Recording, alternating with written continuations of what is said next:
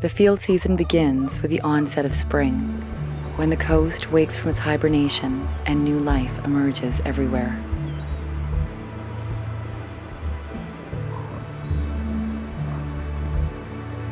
It was decided that the research would be non-invasive. Instead of using radio collars to track the wolves, the research team would collect hair and scat samples.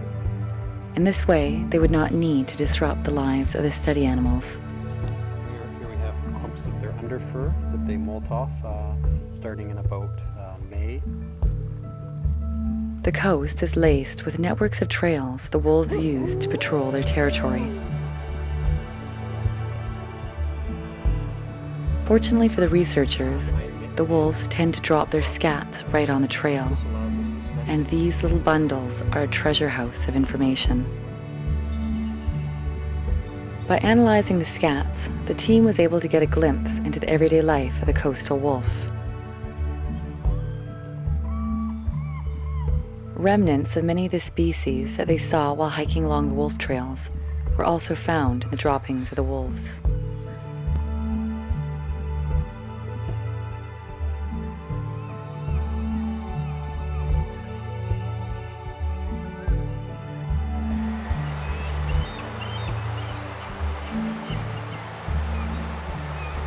It has long been believed that grizzlies were the top predator of the rainforest, but it turns out that it may actually be the wolf.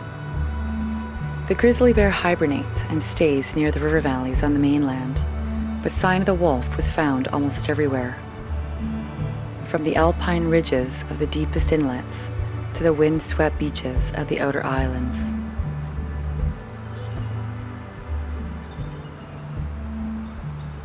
We are just beginning to understand the vital role wolves play in maintaining the balance of an ecosystem.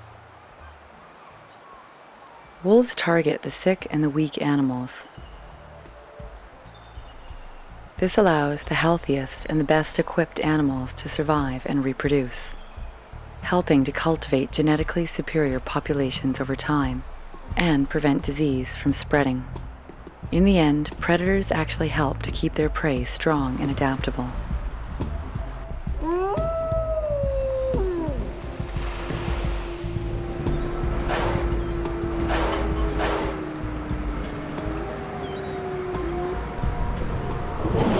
The wolf's neighbor in the ocean, the orca, the wolf of the sea, reflects this same predator-prey dynamic.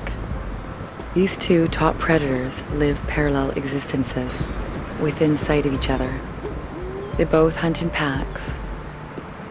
They both live within a tightly bonded family, and they both are very vocal.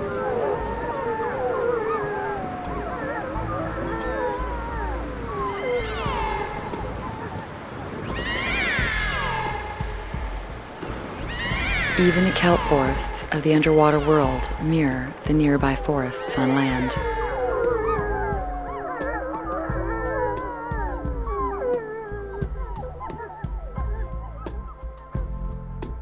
As time passed and the research progressed, the team began to notice certain patterns in the movements of the wolves. One was a correlation between wolf home sites and old native villages. Occasionally, a den would be located right where a longhouse had stood hundreds of years before. Perhaps the wolves chose these spots for the same reason the Celtic ancestors did.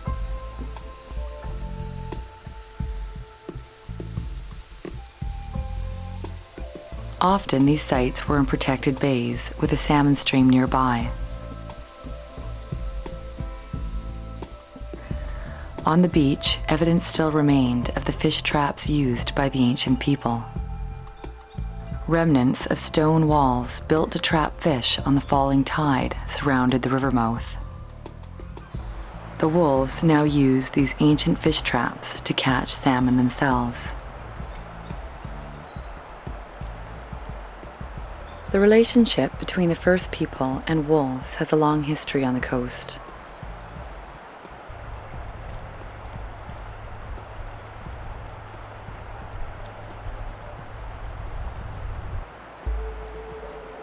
First Nation societies were typically divided into clans: the eagle, the raven, the killer whale, and the wolf.